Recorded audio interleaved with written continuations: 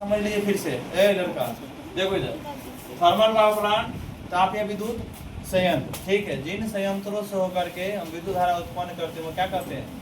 Thermal plant कहते हैं, ठीक है। जिसको हम लोग पावर हाउस भी कहते हैं या पावर प्लांट भी कहते हैं, ठीक है। उसके बाद देखिए थर्मल पावर यानी पहले एक टरबाइन लिया जाएगा, ठीक। उस टरबाइन में जल को रख करके गर्म करके बाद किससे गर्म करेंगे? हम कोयला से या पेट्रोलियम पदार्थ से या गैस के माध्यम से गर्म करने के बाद, ठीक, जल में से जो वाष्प निकलेगा और वह वाष्प चैम्बर में उपस्थित टरबाइन को घुमाएगा और वह टरबाइन जब घूर्णन का क्या कहते हैं डायनमो से जुड़ा रहता है और डायनमो यांत्रिक ऊर्जा विद्युत ऊर्जा क्या करता है? परिवर्तित करता है। इस विधि को हम लोग कहते हैं तापीय विद्युत संयंत्र, ठीक। अब यह काम कैसे करता है ध्यान दीजिए।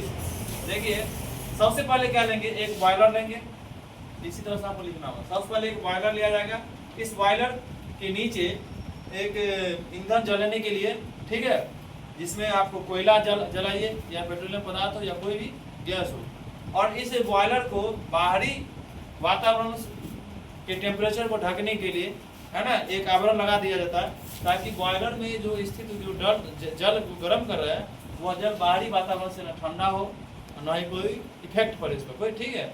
और इस बॉयलर जब पूर्ण रूप से हीट होने लगता है अंदर स्थित पानी, तो उसमें से जो जलवाष्प निकलता है वह एक पाइप के माध्यम से, ठीक, उच्च दाब पर चैम्बर में उपस्थित टरबाइन को वह घुमाता है और वह टरबाइन डायनमो की दूरी से क्या रहता है?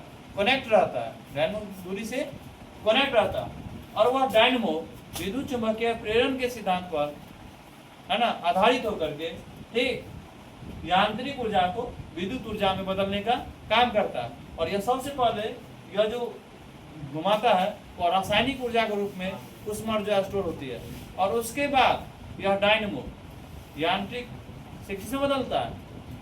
विद्युत ऊर्जा में बदल देता है, ठीक। और यह संचार लगा रहता है, ठीक, और इस संचार का छोटे छोटे सब स्टेशन, छोटे छोटे पावर स्टेशन पर पहुंचा दिया जाता है, और वह छोटे छोटे पावर स्टेशन पर से 11,000 और 11,000 से आपको किस घर में परिवर्तित किया जाता है, ठीक। अब ध्यान दीजिए, चैम्बर में उपस्थित जो वाष्प था वह वाष्प ठंडा होकर के शीतलन पानी यानी ठंडा पानी पुनः बॉयलर में आ जाता है, और वह क्रिया पुनः क्या रहता है?